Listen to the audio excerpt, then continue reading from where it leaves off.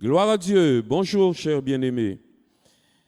Romains chapitre 10, verset 17, dans la traduction Bible du Semeur, est rendu de la manière suivante.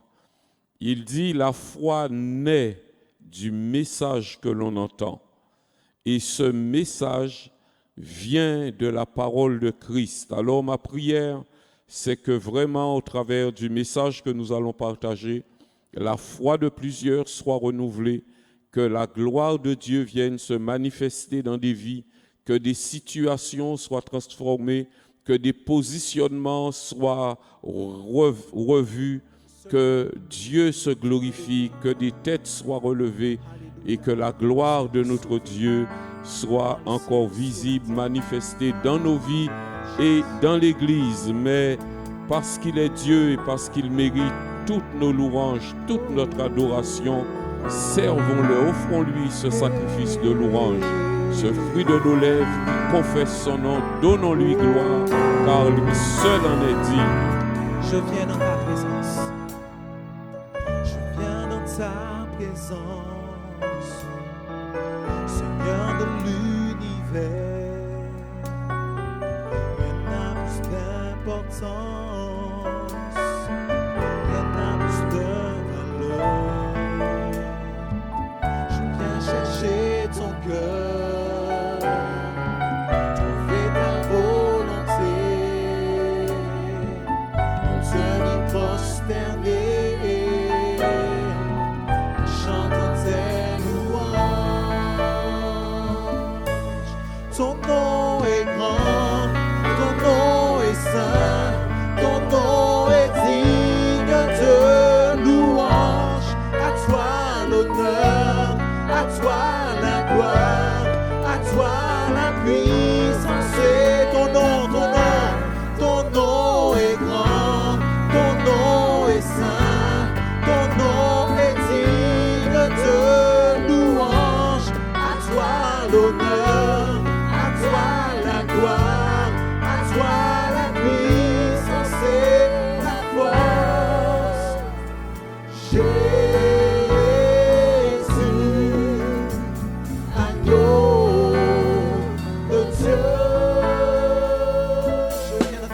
Numéro 2, je viens dans ta présence et poser mes fardeaux, ce qui me retient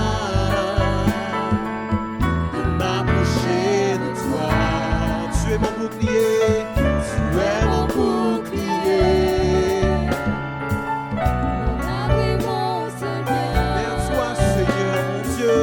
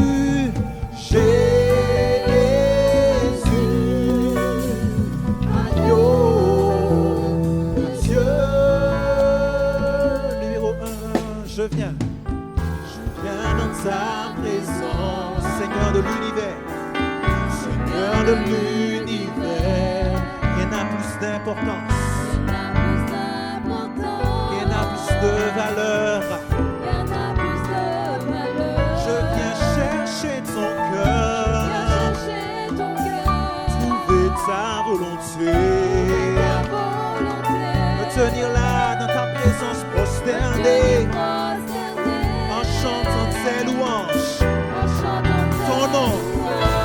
Oh yeah. Ton nom est grand, ton nom est saint, ton nom est digne de louange. À toi l'honneur, à toi la gloire. Ton nom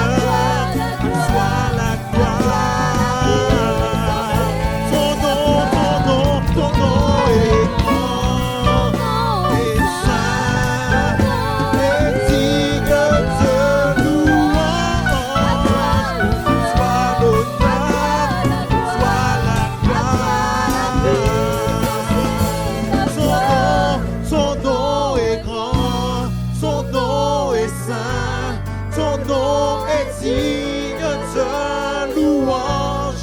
À toi l'honneur, à toi la gloire, à toi la puissance et ton nom est grand, ton nom est saint, ton nom est digne de louange. À toi l'honneur, à toi la gloire, à toi la puissance.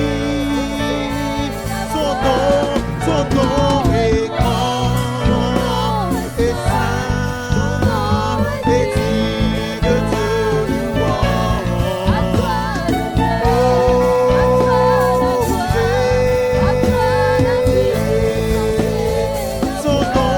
Ton nom est grand, saint, digne de louange. À toi la gloire, à toi la puissance et ton nom est grand, ton nom est saint, ton nom est digne de louange.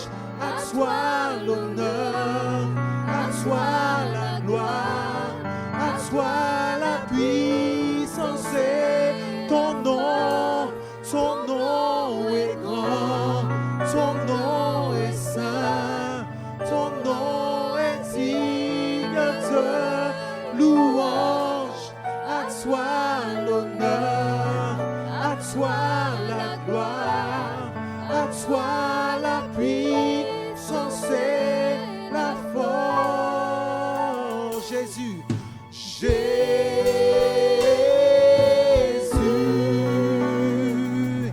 agneau de Dieu. Jésus, Jésus, Jésus,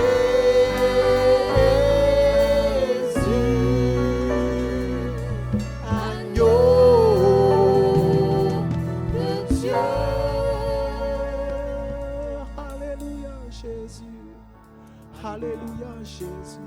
Alléluia. Béni sois-tu, Jésus. Tu as dit que tu avais le pouvoir de donner ta vie et aussi de la reprendre. Tu as vaincu la mort. Alléluia.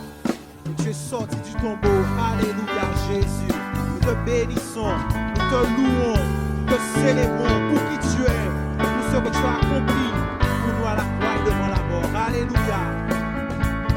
Il est sorti, il est sorti. Il est sorti du tombeau.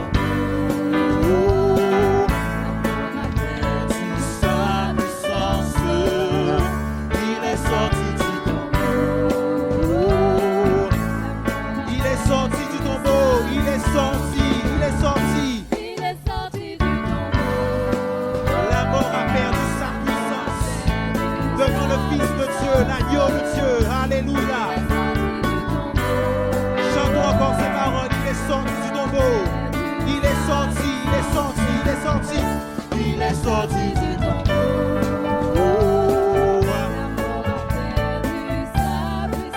Il est sorti. Chantons alléluia, alléluia, alléluia.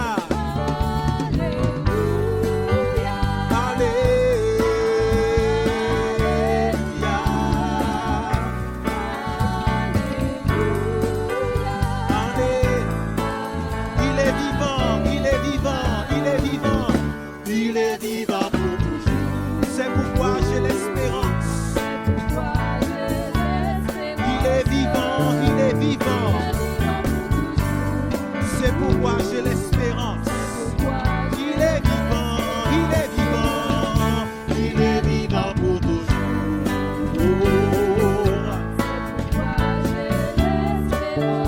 Il est vivant.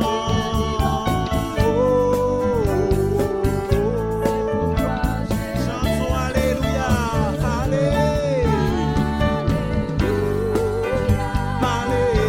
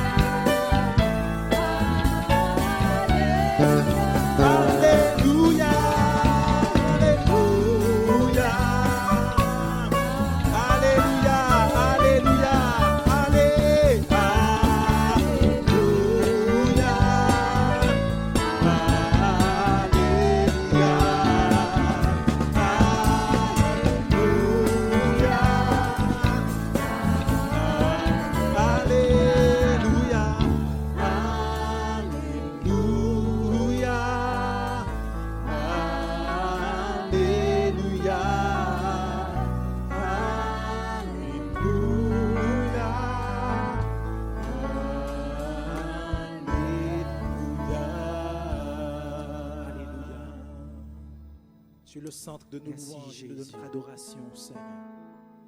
Toi seul, nous voulons célébrer, louer, glorifier, exalter. Tu es le Fils de Dieu, l'agneau de Dieu, celui qui a paru dans le monde pour détruire les œuvres du diable. Alléluia. Celui qui est venu nous sauver, nous délivrer de la mort du péché. Tu es notre héros et nous te bénissons, Jésus. Alléluia, Jésus.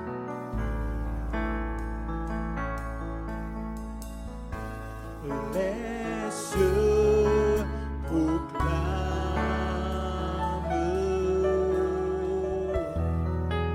la gloire du ressuscité.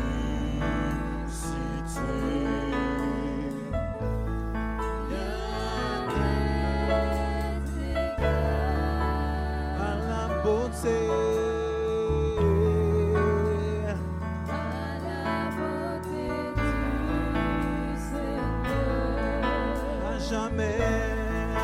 À jamais il sera. Alléluia. L'agneau sur le trône. Je fléchis le genou. Je fléchis le genou. Pour l'adorer lui seul. Pour l'adorer lui seul. Les cieux proclament, on reprend ça ensemble, les cieux. Les cieux proclament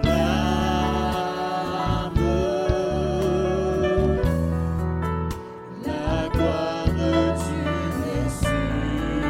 ressuscité. Rien n'est égal.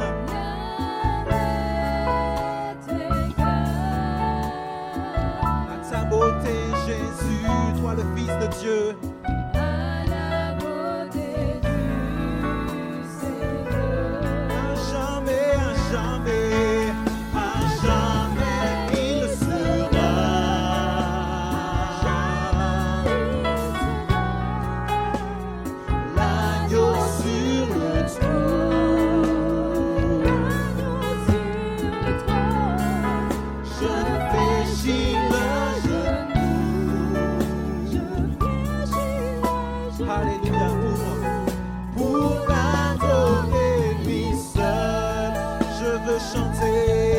Je veux chanter,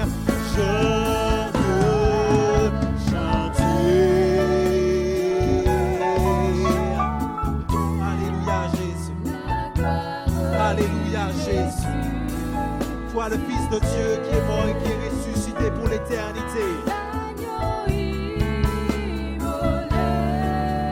Puis nous a rachetés.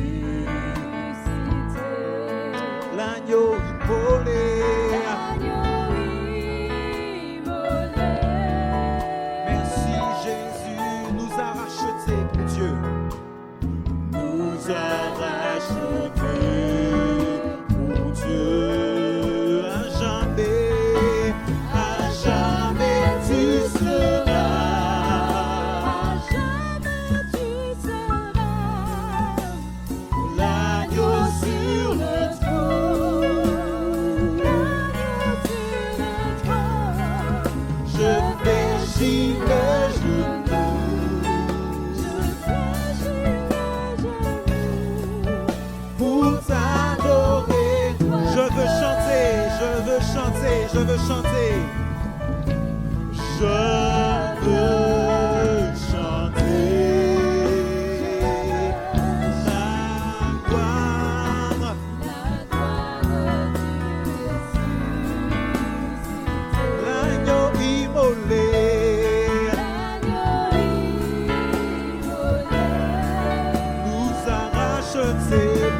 yeah. Toute la racheté. À jamais, à jamais, à jamais tu seras. L'agneau, l'agneau sur le trône, l'agneau sur le trône, je fléchis le genou.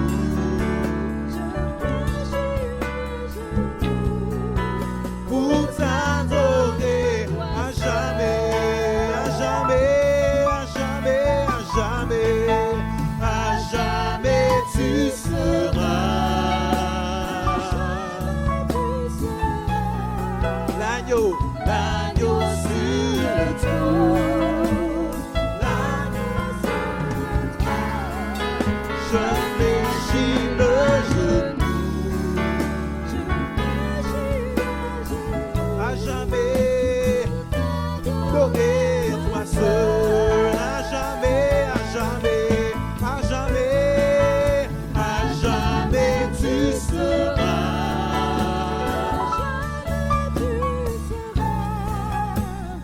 L'agneau sur le trône, je fléchis le genou, je fléchis à jamais pour t'adorer, toi seul, à jamais, à jamais, à jamais tu seras.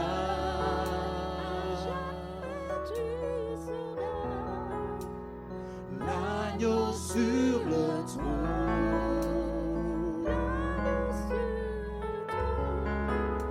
je fléchis le genou.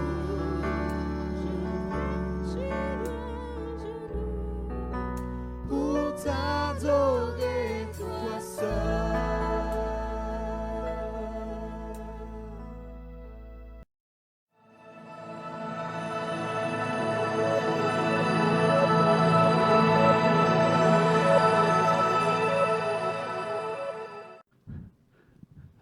Bonjour à tous. Bon matin là, que papa bon Dieu bénisse autres. Hein? Il y a un petit peu des restes. Les petits moons et les grands moons, et tout le monde. Voilà. Donc, si je compte bien, c'était en 2006 que nous avons quitté la Guadeloupe avec mon épouse, qui est auprès du Seigneur. Et donc, ça fait 20 ans. Hein? J'étais jeune, mais j'ai un peu vieilli. Hein? Mais il n'y a pas que moi. Hein? Il n'y a pas que moi. David l'a dit aussi. Hein? Mais il a dit que l'Éternel ne l'a pas abandonné. Hein? Que le Seigneur est fidèle. Nous, on change. Je ne sais pas si vous me reconnaissez. Moi, j'ai du mal à vous reconnaître. Et vous savez, 20 ans, ça commence à compter. Mais le Seigneur est bon, il est fidèle. C'est ça qui est intéressant et merveilleux de savoir que c'est celui qui tient nos vies dans sa main et qui nous renouvelle nos forces, qui nous redonne du souffle hein, et de la vigueur. Hein. Moi, il y a quelque chose qui m'encourage dans la parole de Dieu. Bien sûr, toute la parole de Dieu nous encourage, hein, c'est pas ce que je veux dire. Le palmier, il porte des fruits même dans sa vieillesse. Hein. Tant qu'il vit, il porte du fruit. Que le Seigneur multiplie les fruits de son Église, de son peuple, de votre témoignage. Alors ce matin, je réfléchissais bien sûr depuis quelque temps. Alors je disais, tu pourrais les exhorter à plus d'amour, plus grande foi, la sainteté, la parole de Dieu. Et puis en fin de compte, ce matin, je vais vous parler de conscience. Est-ce que vous êtes conscient d'avoir une conscience? Oui. Bon, ce qu'il nous faut, c'est avoir une bonne conscience. Et c'est là un point important. Paul dit aux Corinthiens ceci dans le premier chapitre de l'épître, la deuxième épître aux Corinthiens, le premier chapitre et le verset 12. C'est Paul qui parle et qui dit ceci, « Car ce qui fait notre gloire C'est ce témoignage de notre conscience que nous nous sommes conduits dans le monde et surtout à votre égard avec sainteté et pureté devant Dieu et non point avec une sagesse charnelle, mais par la grâce de Dieu. Amen. Par la grâce de Dieu. Ainsi, Paul se glorifie. Enfin, on peut traduire aussi, il est à l'honneur, il place à l'honneur, il est fier d'une chose. Pourtant, nous savons que Paul a été un homme humble, brisé, et combien son humilité a été grande. Il se glorifie de la croix de Christ, bien sûr. Mais là aussi, il est fier et heureux de pouvoir dire « J'ai un témoignage de ma conscience, un témoignage favorable ». Vous savez, la conscience, dans le Nouveau Testament, elle est citée plus de 31 fois. J'ai été étonné, peut-être vous aussi, que le Nouveau Testament fait 31 fois référence à la conscience. Plus loin, il dira, devant le Sanhédrin, dit l'apôtre Paul, « C'est en toute bonne conscience que je me suis conduit jusqu'à ce jour et devant Dieu. » Et un peu plus loin, il dira encore, « C'est pourquoi je m'efforce d'avoir constamment une conscience sans reproche. » Une bonne conscience. Que le Seigneur, en effet, renouvelle en nous une bonne conscience devant Dieu et devant les hommes. Non seulement ça nous donne l'approbation de Dieu, mais cela nous donne la faveur aussi même de notre entourage. Alors, je ne vais pas faire un cours de philosophie sur la conscience ce matin. Ce n'est pas mon rôle non plus. Mais je voudrais vous parler de la conscience d'une manière morale, comme l'apôtre et la Bible nous en parlent. La conscience qui est comme la voix de Dieu en nous, un témoignage. Vous savez, quand on conduit une voiture, comme j'ai vu en Guadeloupe, on regarde la route, ça c'est sûr, hein, il vaut mieux regarder la route. Mais il faut regarder son tableau de bord aussi. Hein. Ah oui, et parfois, moi, il m'est arrivé qu'il y a un voyant qui s'allumait. Ça m'est arrivé une fois, même en Guadeloupe, un voyant s'est allumé. Alors j'étais dans une côte vers des haies et je me suis dit, le voyant rouge s'allume, ça clignote, enfin, il faudrait s'arrêter. Mais je ne pouvais pas m'arrêter parce que c'était une côte, la route était... Oh, je m'arrêterai un peu plus loin, quoi. Ah, je suis arrivé en haut de la côte. Mais la voiture, elle s'est arrêtée, elle est puis repartie, n'est-ce pas? Et vous savez, quand il y a le voyant qui s'allume, c'est une indication. Hein, une indication qui nous dit il y a un problème. Peut-être c'était l'huile, en effet. Ou ça peut être autre chose.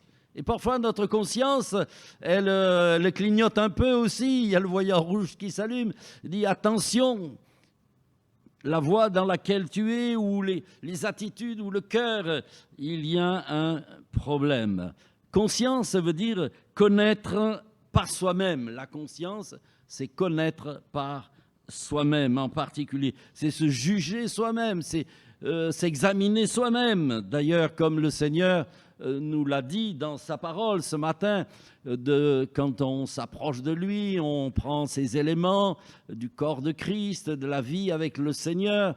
Et n'est-ce pas, il est dit de nous juger nous-mêmes, de nous prendre conscience de nous-mêmes, afin que si nous engageons avec le Seigneur ou nous renouvelons notre alliance avec le Seigneur par les emblèmes du pain et du vin, nous le faisions avec une conscience dans l'approbation, pour avoir la bénédiction du Seigneur, pour avoir sa grâce qui est là sur notre vie.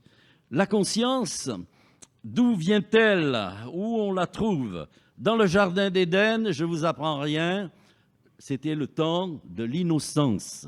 Adam et Ève étaient dans ce temps de la création, comme Dieu les a placés dans ce jardin merveilleux, et ils étaient dans l'innocence. La Bible dit que, eh bien, ils n'avaient pas d'habits, mais ils n'en avaient point honte, parce qu'ils étaient dans un état d'innocence. Mais vous savez que D'ailleurs, Genèse 2, 25 le dit, l'homme et la femme étaient tous deux nus et n'en avaient point honte. Et le mot honte, là, c'est un mot fort, c'est un mot qui veut dire comme une désapprobation, quelque chose, n'est-ce pas, comme la lèpre, quelque chose de fort, quelque chose de honteux, d'humiliant, d'opprobre. Mais ils n'en avaient pas conscience. Ils étaient dans l'état d'innocence. Et vous savez ce qui s'est passé, c'est que Dieu avait donné ordre à Adam et Ève de ne pas manger de l'arbre de la connaissance du bien et du mal. Parce qu'il a dit, le jour où vous en mangerez, vous allez mourir. Et qu'est-ce qui s'est passé? Le serpent est venu. Le tentateur, le diable, il est toujours là. Du commencement de la Genèse à l'Apocalypse, il est toujours là. Mais un jour, il sera jeté dans l'étang ardent de feu et de soufre. Et même le Seigneur dit dans sa parole, par la bouche de Paul, il mettra Satan sous vos pieds. Il est vaincu. Notre grand vainqueur, c'est notre Seigneur Jésus. Mais en attendant, il était là, il a séduit Ève. Et il lui a fait cette proposition, oh, si tu prends de cet arbre de la connaissance du bien et du mal, tes yeux vont s'ouvrir, vous serez comme Dieu, connaissant le bien et le mal. Et malheureusement, Ève et Adam, ont mangé de ce fruit. Et la Bible dit dans Genèse 3,7, leurs yeux s'ouvrirent et ils prirent conscience de leur état, qu'ils étaient nus. N'est-ce pas? C'est ce que dit l'Écriture. Alors, pour pallier à cela, pour couvrir cette honte qui est arrivée, ils ont cousu des feuilles de figuier. Et je ne sais pas, mais en Guadeloupe, je n'ai pas trop vu de figuiers. On va en métropole, on voit des figuiers. C'est des grands arbres qui ont des grandes feuilles. Alors, vous avez beaucoup d'arbres et beaucoup de feuilles aussi, c'est pas ce que je veux dire. Mais le figuier est vraiment spécial parce que moi, j'en avais un lorsque j'étais sur Narbonne, dans notre jardin. Le propriétaire, il avait un si beau figuier qu'il a voulu faire un garage et il n'a pas voulu couper le figuier. Il a fait le garage autour du figuier, vous voyez, c'est un peu spécial. Mais l'avantage, c'est que si on montait sur le garage, on pouvait cueillir les figues. Et c'est vrai que les figues, c'est doux, c'est bon, c'est agréable. Mais les feuilles de figuier, oh là là, je ne sais pas si vous connaissez les feuilles de figuier, mais c'est comme une râpe, n'est-ce pas? Donc je ne comprends pas qu'Adam et Ève, ils ont pris des feuilles de figuier qui ressemblent à une râpe pour se faire un pagne. Ils n'ont pas été trop inspirés. D'ailleurs, c'est un peu comme s'ils voulaient par eux-mêmes, n'est-ce pas, cacher en effet cette honte, cacher cette désobéissance, ce péché. Ils ont pris conscience, mais Dieu, dans sa bonté, ne les a pas laissés avec un pagne de râpe qui piquait certainement de partout. Vous voyez, ils n'étaient vraiment pas inspirés. N'essayez pas la même chose. En attendant, Dieu, dans son amour et dans sa compassion, il ne va pas les laisser dans cet état, n'est-ce pas? Qu'est-ce qu'il va faire? La Bible dit qu'il va les revêtir de peau de bête. C'est-à-dire que, en somme, pour les habiller maintenant, il va falloir que Dieu tue des animaux. Le sang a coulé, symbole de la rédemption, symbole du sacrifice de Christ qui nous couvre, qui nous purifie de nos péchés. Ainsi, dans cette nudité, maintenant, ils sont couverts du salut de Dieu, on pourrait dire. Le sang a coulé, quel amour! Dieu, dans sa grâce, n'a pas laissé tomber l'humanité et les hommes, malgré la désobéissance, malgré qu'ils ont désobéi à sa voix, qu'ils ont péché, mais il les a revêtus de ces peaux de bêtes qui est symbole de notre salut. Merci Seigneur, parce que nous aussi, dans notre honte et notre nudité, le Seigneur, dans nos péchés, il nous a couverts de son sang, il nous a lavés, il nous a purifiés. L'agneau de Dieu a été immolé pour chacun d'entre nous, afin que nous ne restions pas en dehors du royaume de Dieu, que nous ne restions pas avec ses épines, ses râpes, mais que nous puissions être couverts et revêtus du sacrifice de Jésus pour recevoir le vêtement du salut. Ainsi, la notion de de conscience est née.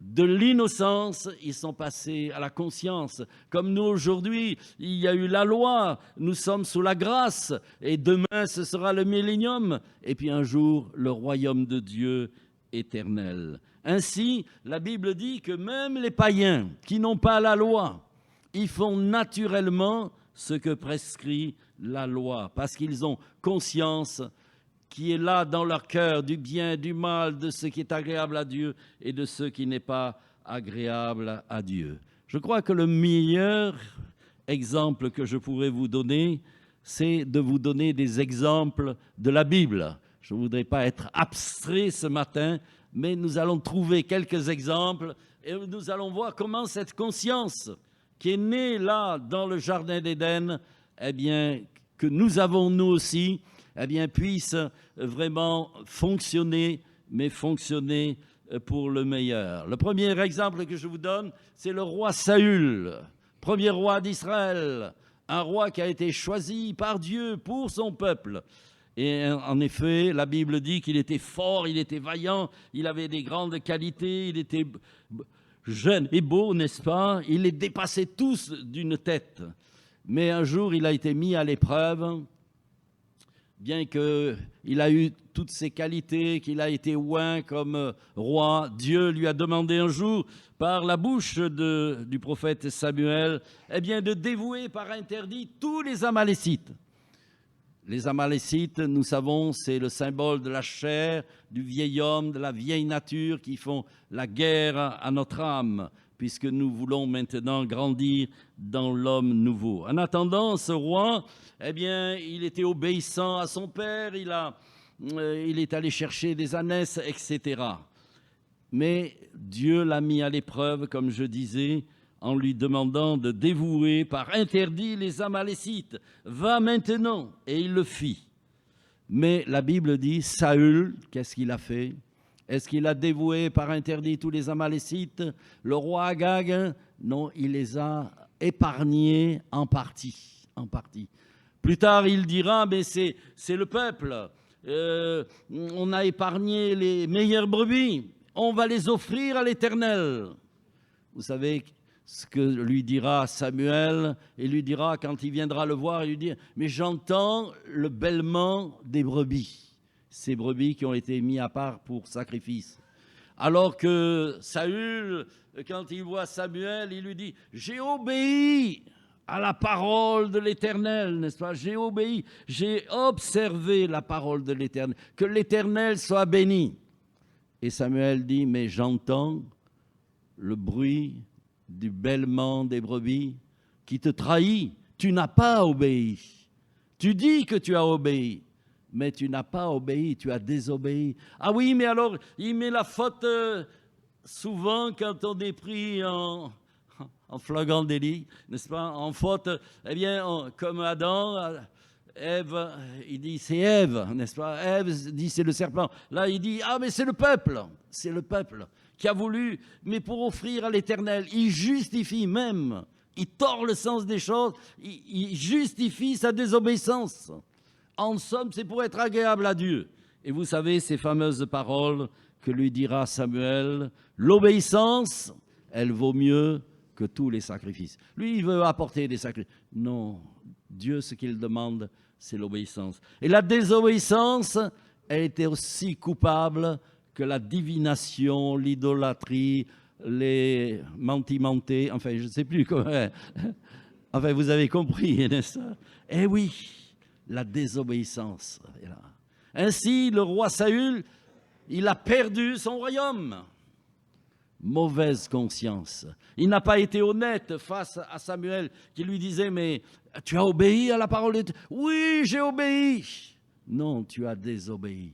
Frères et sœurs, ce qui compte pour avoir une bonne conscience, c'est l'obéissance au Seigneur, l'obéissance à la parole, l'obéissance à ses commandements, l'obéissance avec notre cœur. Vous avez obéi de cœur à la règle de doctrine.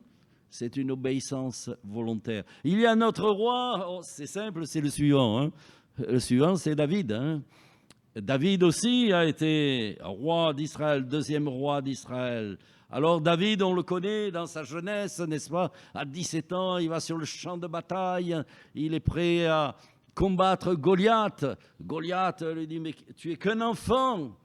Et oui, il est qu'un enfant, mais Dieu est avec lui, n'est-ce pas? Lui, il est obéissant et il garde ses brebis. Et quand une brebis vient pour être prise avec un ours ou un lion ou un animal féroce, qu'est-ce qu'il fait? Il fuit? Non, il fait face, il le déchire parce qu'il croit que Dieu est avec lui et Dieu le manifeste. Il lui donne la force de vaincre l'ennemi. La Bible dit, David fut plus fort que le Philistin. Pourquoi il fut plus fort?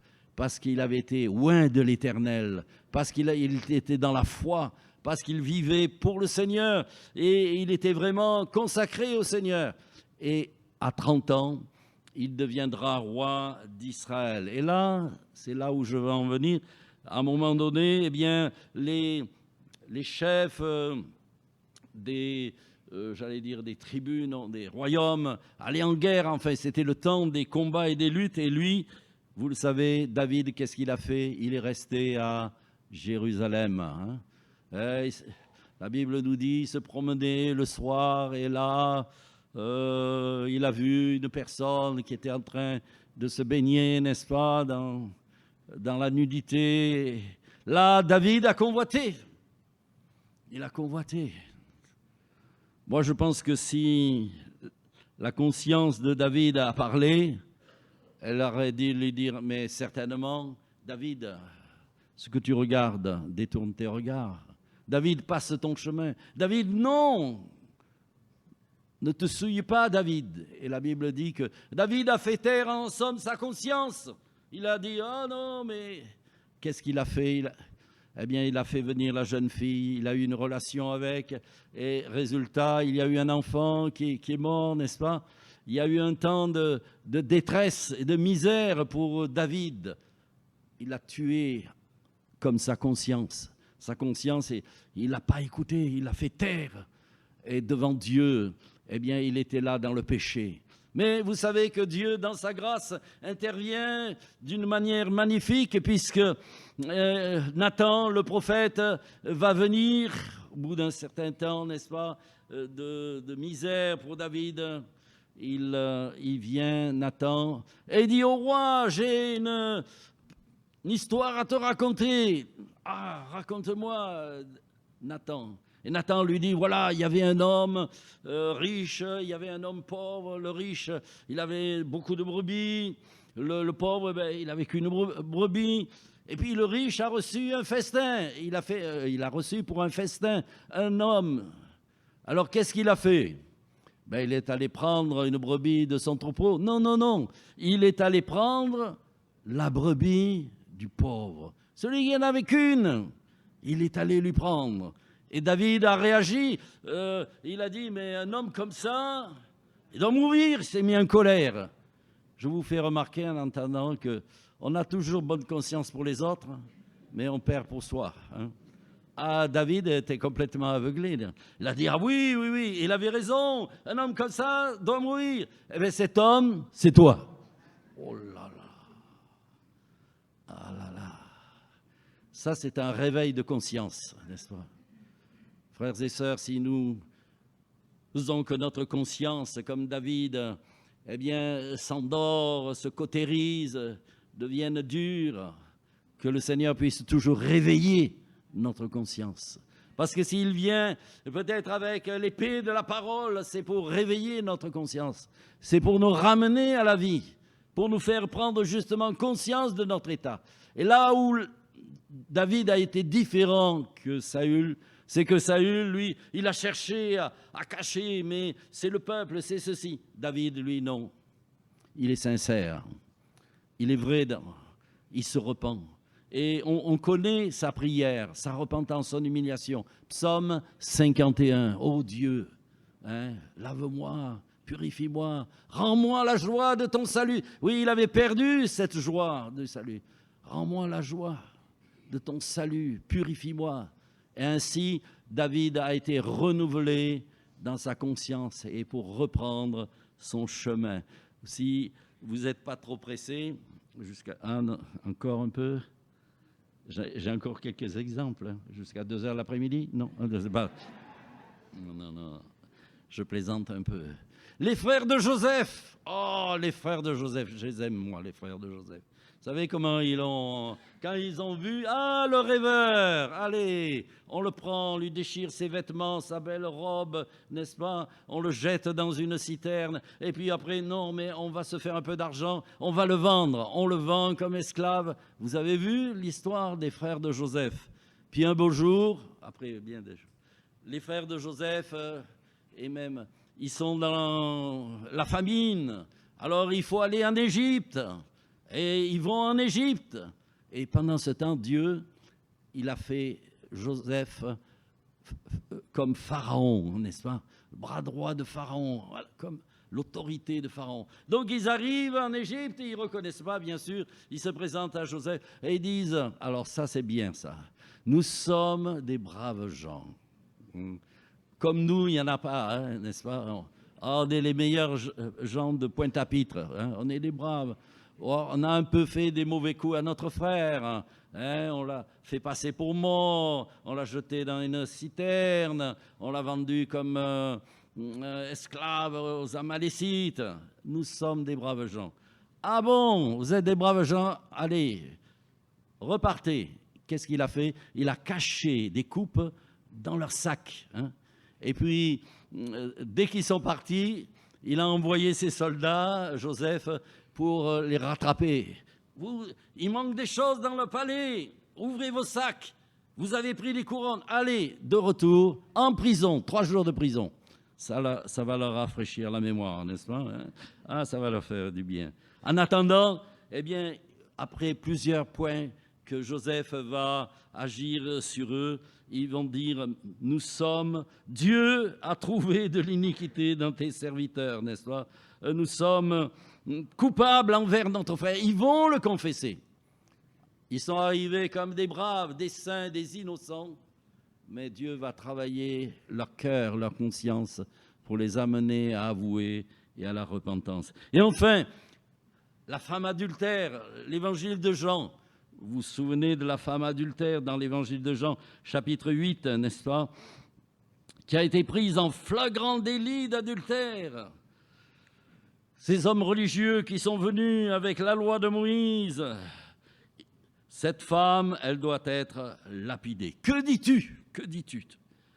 En somme, ils cherchaient à accuser Jésus, à le coincer. Dans un sens, eh bien, la loi de Moïse disait, elle a fait cela, elle est condamnée, on doit la lapider. Et toi, que dis-tu? Jésus n'est pas venu pour lapider les gens, n'est-ce pas? Mais normalement, on devait livrer cette femme à être lapidée. Si Jésus avait dit « Ah non, il ne faut pas la lapider », alors c'est lui qu'on allait lapider, n'est-ce pas? Donc, en somme, et c'est là où j'aime Jésus, qui a une sagesse extraordinaire. Hein? Il a une sagesse extraordinaire. Il a dit « La loi de Moïse le dit, ben faites-le ». Mais que celui qui n'a pas péché jette le premier la pierre. Sur le moment, ils voyaient que la femme, maintenant ils se voient eux-mêmes. Vous voyez, Jésus les amène à non plus regarder cette femme et la condamner. Il les amène à se regarder eux-mêmes. Et du plus vieux au plus jeune, tous sont partis. Où sont ceux qui te condamnent? Ah non, ils sont partis, n'est-ce pas? Ils ne pouvaient pas condamner cette femme, parce que s'ils l'avaient condamnée, ils se condamnaient eux-mêmes. Parce que le texte nous dit, accusés par leur conscience, ils se retirèrent l'un et l'autre, les plus âgés aux plus jeunes, n'est-ce pas? Elle est restée toute seule. Personne ne te condamne, va et ne pêche plus. Que le Seigneur nous donne une bonne conscience. La conscience, c'est une base et une force dans notre vie spirituelle. Il ne faut pas oublier qu'Hyménée et Alexandre, ils ont perdu la bonne conscience et ils ont fait naufrage par rapport à la foi. C'est-à-dire, ils coulaient par rapport à la foi parce que dans leur cœur, ils se sentaient accusés, coupables. Et ainsi, leur foi était en train de s'écouler. Et pour terminer vraiment, eh bien vous savez que certainement la plupart de ceux qui sont ici ont été baptisés un jour, hein, confessant le nom de Jésus dans les eaux du baptême, comme dans quelque temps, eh bien il va y avoir des baptêmes. Et le baptême nous dit, 1 Pierre 3, 21 nous dit ceci, que l'eau du baptême est une figure, n'est-ce pas, de cet engagement. Ce n'est pas simplement une image, un symbole, mais c'est l'engagement d'une bonne conscience qui nous sauve, hein, une bonne conscience. Quand on rend témoignage, on s'engage à suivre le Seigneur, à marcher dans ses voies, garder sa parole, mais on doit comprendre aussi qu'on s'engage à maintenir en nous une bonne conscience. Que si on perd cette conscience, eh bien cela agit sur notre foi et a des conséquences pour notre vie spirituelle. La prière ce matin, Seigneur, donne-nous une bonne conscience. Quand on s'approche, la Bible dit dans l'Épître aux Hébreux, eh bien approchons-nous avec un cœur pur, une bonne conscience, une foi sincère, dans la plénitude de la foi. Quand on s'approche du Seigneur, il faut s'approcher avec une bonne conscience, un bon cœur qui ne nous condamne pas. Et même si notre cœur nous condamne, Dieu est plus grand pour notre cœur et il est toujours prêt à nous relever, à nous pardonner. N'oubliez pas, dans le jardin d'Éden, il a tué un animal et ce sang et le sang de la rédemption. Aussi, l'agneau de Dieu a été immolé à la croix afin que nous demeurions avec une bonne conscience. Qu'elle soit renouvelée ce matin, qu'elle soit rafraîchie, que nous marchions non pas dans l'accusation, dans la culpabilité, loin de là, mais David a su dégager son cœur. Lisez le psaume 51 et il est merveilleux, il nous montre comment le Seigneur restaure. D'ailleurs, il le dira dans le psaume 23, « L'Éternel restaure mon âme, que le nom du Seigneur soit béni. » Amen. Nous pourrions nous lever et demander à Dieu ce matin encore que sa grâce nous visite les uns et les autres, car nous avons besoin pour nous approcher de Dieu, pour venir en sa présence et pour que son esprit demeure sur nos vies, que nous soyons de ceux qui ont une bonne conscience. Nous te donnons gloire, Seigneur, parce que tu as pourvu. Tu as pourvu abondamment à notre salut, à notre vie spirituelle. Tu nous donnes un cœur libre, un cœur sans reproche. Tu nous donnes ce matin un cœur à ta gloire, Seigneur. Comme disait l'apôtre Paul, l'honneur que j'ai, c'est d'avoir le témoignage d'une bonne conscience. Et nous aussi, nous avons besoin d'avoir un bon témoignage dans notre cœur, d'une bonne conscience. Et si quelqu'un se sentait culpabilisé ce matin, eh bien venez à la croix, venez au pied de Jésus, venez au pied de l'agneau. Comprenez que ce matin, le Seigneur ne veut pas que vous restiez avec un cœur culpabilisé, mais que vous restiez avec un cœur renouvelé, béni, que vous puissiez marcher la tête haute avec une approbation divine pour avoir la bénédiction du Seigneur. Oui, au travers du sang de Jésus, nous avons une libre entrée dans le sanctuaire avec un cœur pur, mais il faut une bonne conscience, une foi vraie, sincère. Nous devenons nous approcher de toi ce matin encore. Merci pour ton peuple. Merci de le bénir maintenant. Merci de l'encourager. Merci de le visiter, Seigneur. Merci de pourvoir à tous nos besoins, Seigneur, afin que nous puissions tous marcher de progrès en progrès, de gloire en gloire, et que nous voyions, Seigneur, ta bénédiction se répandre sur nos vies et nous garder fidèles, fidèles jusqu'au bout, les yeux fixés sur Jésus, celui qui a tout accompli, afin que nous ayons une robe blanche et que nous soyons dignes de participer aux noces de l'agneau, parce que tu reviens bientôt, Seigneur. Tu reviens pour prendre ton Église et tu veux qu'elle soit sainte, tu veux qu'elle soit glorieuse, tu veux qu'elle soit pure, tu veux qu'elle ait une bonne conscience et être digne de toi, que ton nom soit exalté, que ton nom soit glorifié, béni, dans le nom de Jésus.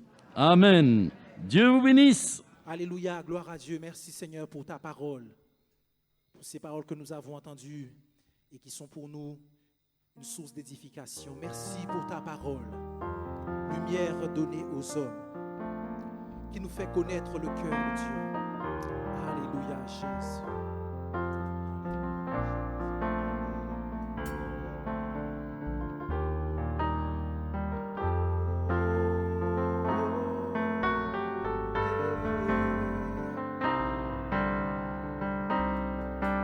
Merci, merci, merci. Merci pour ta parole. Lumière donnée aux hommes, nous fait connaître le cœur de Dieu. J'aime ta parole, Seigneur. Elle est la vérité sur mon sentier. Pareil, je veux me laisser guider et faire ta volonté sans murmurer. Alléluia. Je crois en tes promesses, je crois. Je crois en tes promesses. Mon cœur est comme un rocher.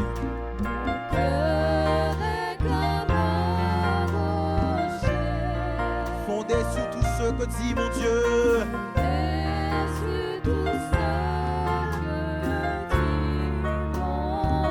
J'aime ta parole, Seigneur. Elle est la vérité. Par elle,